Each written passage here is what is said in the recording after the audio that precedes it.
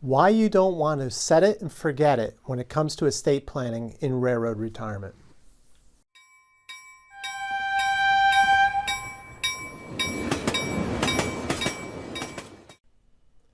Welcome everyone to another edition of the Highball Advisors Railroad Retirement Whiteboard. My name is John McNamara of Highball Advisors, and today I want to give you 6 reasons why you should be updating and changing your estate plan constantly, right? So a lot of you might have estate plans and say, oh yeah, I did that. It's somewhere in a drawer. I got to find it. You know, maybe I did it 20 years ago. Well, there's a lot going on in life because that's life, the definition thereof. So you have to be on top of it when it comes to estate planning. So let me walk through some 6 reasons, and maybe this will give you say, oh yeah, that might have happened to me. Oh, I got to do that, right? So maybe you'll get something out of this. So let's go through it.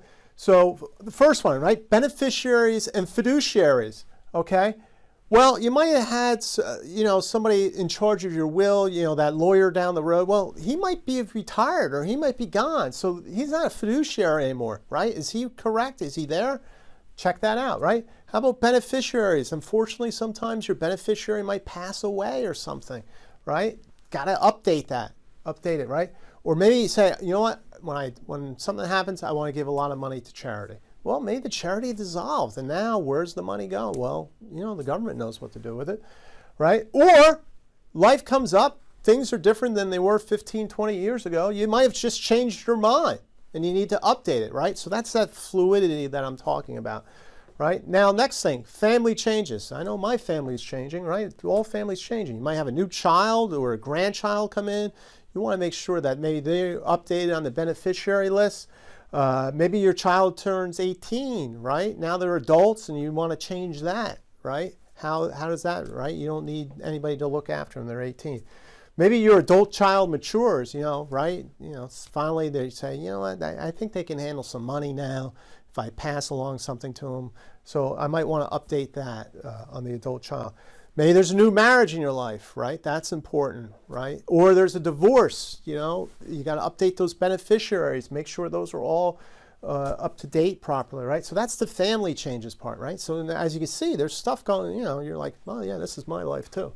Right? So now maybe you're retired, now you're moving, right? Well, your will might be in one state and another state might have another set of laws, right? So your will could be out of state. That's got to get updated. That's got to look at it, right? And it also comes to power of attorneys and advance directives, medical advance directives. And then once again, always look at those beneficiaries. Each state might have different rules. So, right, you're moving. A lot of people, retire to different states. So you got to keep an eye on that. And then also you might have some inheritances, right? So maybe you say, maybe a parent passed away, you might inherit a house, right? You have deeds there, right? So those have got to be moved around, protected, put into trust. So all those type of things. You might inherit somebody's retirement funds, right? Non-beneficiary retirement assets, right? How do you handle those? Very, very important stuff, right?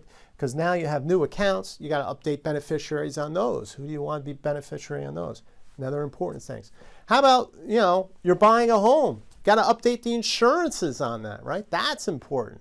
All right. Got to put the new home in a trust in case something happens. You want the trust to go in, right? How are you going to divide up the house and the property in an estate, right? So that's the new home. You gotta update that. That's very, very important. So as you can see, we're working through things here. If you really sat down and thought about it, you go, yeah, I got that. Finally, healthcare changes, right?